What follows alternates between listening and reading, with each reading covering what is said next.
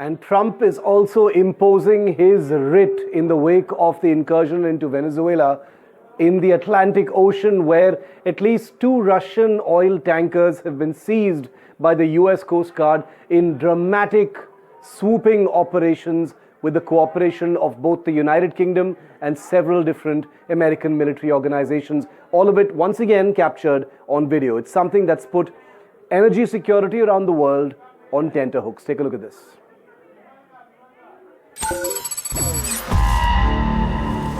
A high-stakes pursuit stretching across weeks, oceans and 3 nations, ending in yet another dramatic US show of force, this time on the high seas. American forces seized 2 oil tankers linked to Venezuela, cutting off a critical lifeline not just for Caracas, but for its powerful allies, Iran and Russia.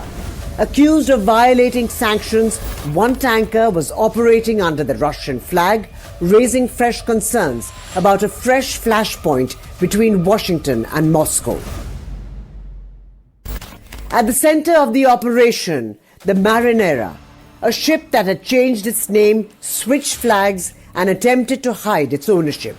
A 300-meter-long oil tanker, allegedly part of a ghost fleet used by Russia, Iran and Venezuela, ships that move cheap fuel across the globe while slipping past Western sanctions. The tanker, then named Bella 1, first left Iran in August 2025, heading towards Venezuela to pick up oil. In December, the US Coast Guard made its first move, but the tanker fled, vanished from radar and went dark.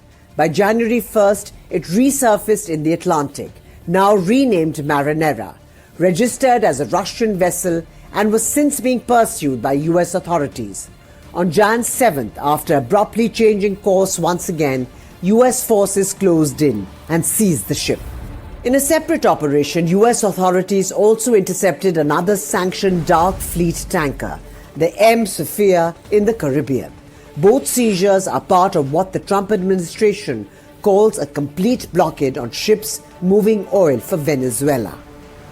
Following a request from the US, I authorised the use of UK bases and the deployment of Royal Navy and RAF assets to support the operation, including airborne surveillance and the RFA ship Tide Force.